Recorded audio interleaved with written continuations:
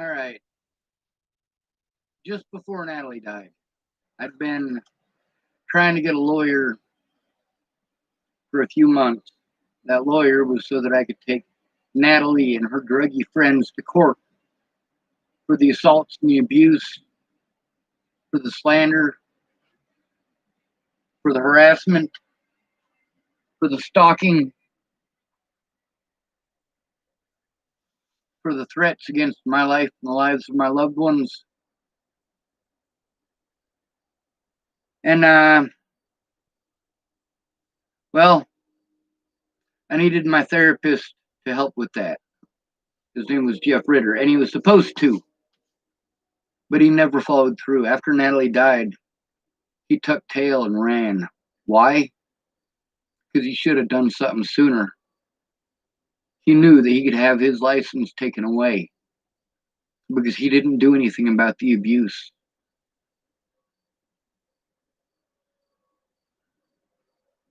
Sorry, I got my mustache curling over into my mouth. Probably time to trim it. Kinga Nichols used to work at the pedestrian shop. Those of you who listen to the conversations between myself and Anna Alford, as well as my conversations with, or a conversation with Tony DeStasi, TonyDistasi. Tony DeStasi. He was the guy who was going to give my friend Danny mouth to mouth when we found him behind the pedestrian shop. When I found him behind the pedestrian shop. Two other witnesses were Aaron Mayville and a young man who goes by the name of Cinderblock.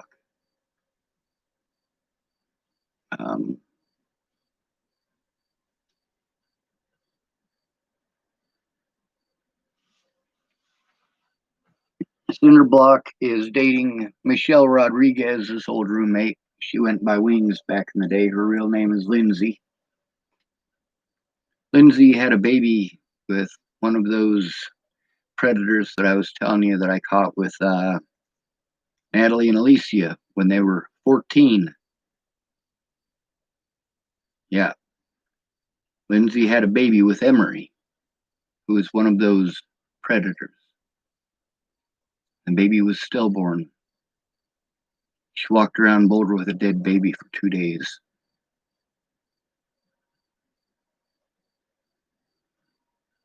You don't even know what it's fucking like.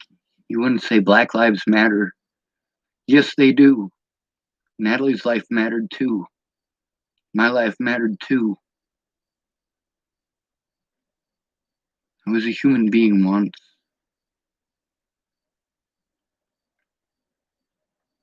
Kinga, she sent me $100. Ken and Lee had stolen my money. I didn't have enough money to live on. I couldn't do shit. I didn't even know I was supposed to be in court on the 22nd. Meanwhile, I couldn't have gone anyway. My disability check didn't even get there till the 23rd. With Ken and Leah being demanding, and the fact that I didn't have a running vehicle and I didn't have the money to travel to move somewhere else because the money that they had taken, I was just stuck. And these people got away with it. Kinga, she could have spoken up a long time ago, but she didn't. Do you know why? Because she's afraid of being deported. She was born in Hungary. You know where that's at? Hey, Mouse, get the hell out of my stuff. I'm not fucking kidding. I'll throw something at you. That's my food. There are crumbs all over the fucking place on the floor. You can get off of my motherfucker. Do not look at me like that, you little fucking bastard. Get away from my fucking food.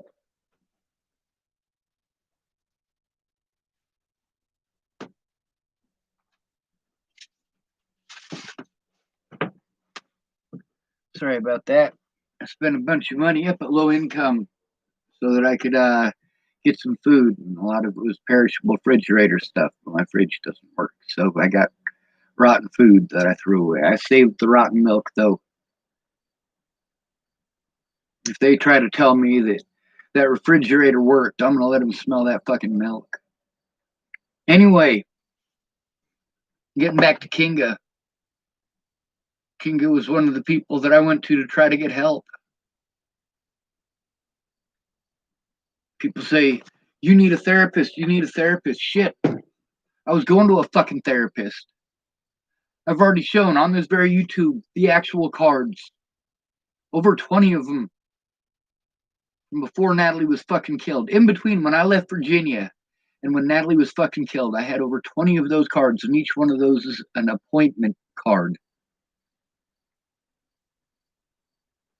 So that $100 that Kinga sent me, I had around just over $300 left when I was at Miss Peach's house trying to get help. I was trying to get help so that I could take Natalie to court for the things that her and her family and her friends had done to me. That's specifically why I went to Miss Peach's fucking house. To get safely away from Ken and Leah, who were stealing from me. Try to get help to recover enough money so that I could at least move back to Chapel, Nebraska before it was too late. That's what I went there for. To start a GoFundMe and to try to get a fucking lawyer. That $100 that Kinga sent me so that I could go see Nicole Peralta in Sidney, Nebraska. If I could find a ride. That $100 was part of the $400 that I offered to Natalie when she disappeared to try to get her somewhere safe. So Kinga today, I'm going to read the exact post.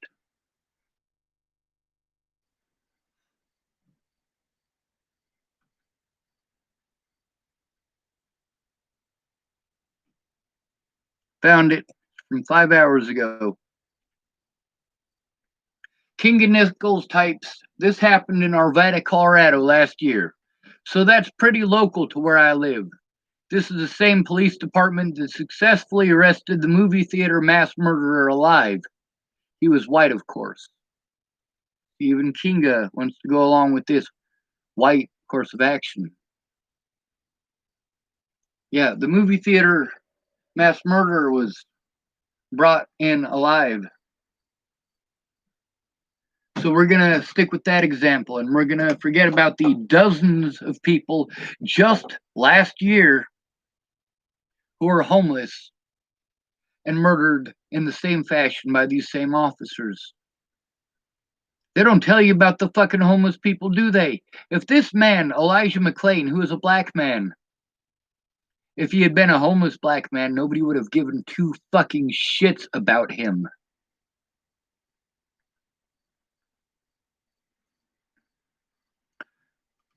Now,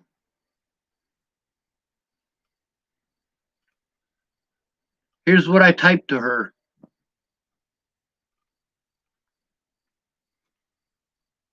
And if people had listened to me instead of looking the other way or calling me mentally ill, this man would still be alive. Believe it or not, Kinga, your testimony 2 years ago would literally have saved this man's life. I know you are still scared to come forward. You said you were scared to be deported. Others were scared of having their kids taken. Others were scared they would be targeted by the vigilantes who were threatening me and those who tried to help me. There are over 20. You motherfucker, get the hell out of my food!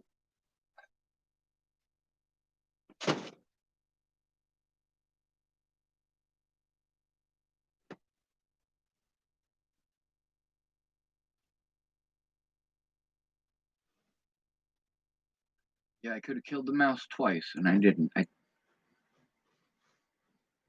He deserves the right to eat too, you know?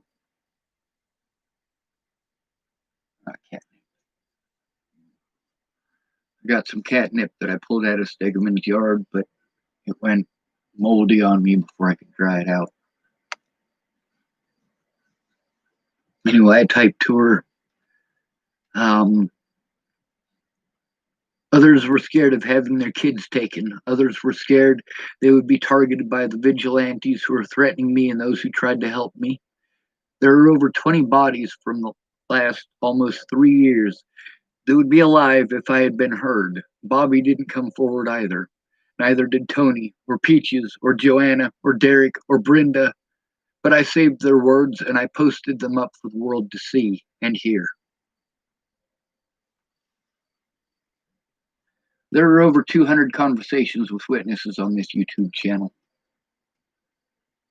Witnesses that can verify. Matter of fact, those conversations verify these things. These very officers, in most of these cases, the exact same officer. If I had been heard when Natalie died, or before Natalie died, after Natalie died, would have been perfect. People had listened to me instead of going out of their way to paint me as this big, terrible monster. My situation could have changed these laws a long fucking time ago. What laws was I trying to get changed? The way that they treat the mentally ill, those drugs, those institutions. And you didn't even do nothing wrong. They instigate the situation and play victim. They torture you and call it pain compliance, and then it's okay.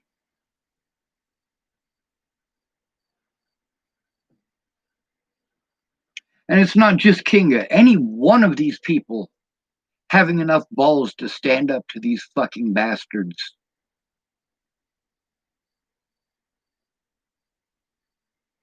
But no, we're in a world full of fucking cowards. If they're black, people care. If they're white, people only care if it's an example they can use to say, see, everything is racist because this white guy got away with this and wasn't killed. There are also plenty of black people who have done just as fucked up as shit and not been killed.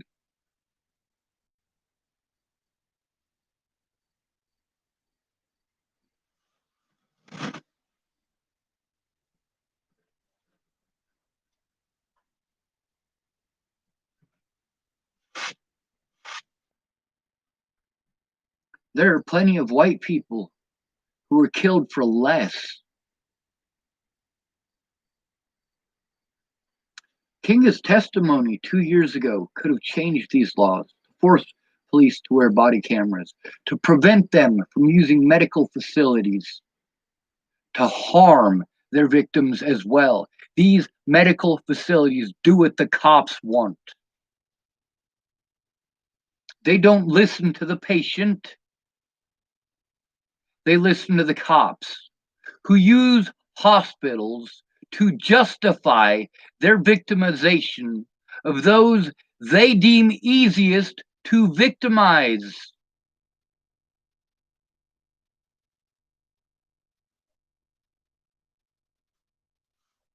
Kinga Nichols talking about how terrible that is, and local too. Did she speak out like that for me? Someone she knows in person. Meanwhile, the things that happened to me could have changed laws, and I was explaining to those officers, including Amanda Jonas and Rick Reigenborn, that I was trying to what? Change the laws so that the things that happened to me and Natalie didn't happen to others. But look, these other people, like Teresa Massilia, is trying to get the same exact laws changed. These people with this situation with Elijah Wood, trying to get the same exact laws changed. These folks about Demetrius Shankling trying to get these laws changed. These are white people, folks. Meanwhile, we got black people who are being racist fucks because winning is more important than telling the truth. To Zaid Atkinson, the racist piece of shit. Sammy Leon Lawrence IV, the racist piece of shit. And Michelle Rodriguez, the racist piece of shit. They just want money. They all live in houses. They're playing the race card over a black police officer who is darker than all of them. You say black people can't be racist. Well, let's take a look at those situations. Is Sammy Leon Lawrence IV playing the race card against Waylon Lolatai? Yes, he is. Saying that he was targeted because he's black? No. He was targeted because he was recording what an illegal action Waylon Lolatai was pulling on homeless people, including homeless minorities. That doesn't detract from the fact that Waylon Lolatai is blacker than Sammy Leon Lawrence IV. He is blacker than Zaid Atkinson. And he is for damn sure darker than Michelle Rodriguez. But you know what? There are certain things that if you say them about a man, people are afraid to come forward. They're afraid of being targeted. They're afraid of being victimized. And I tried explaining that to Natalie and Alicia before any of this shit happened. I tried explaining that to Maddie Boa. I tried explaining that to the police in Boulder, to the police in Broomfield, to the police in Adams County, to the police here in Chapel, Nebraska, and Arapahoe County and Longmont fucking Colorado. Fuck the police. And fuck anybody who wants to pretend this is a race issue. The homeless have it worse than all of you racist fucks. And they come from all of your groups, you racist fucks. It's not a goddamn race issue. It's about who is easiest to fucking victimize.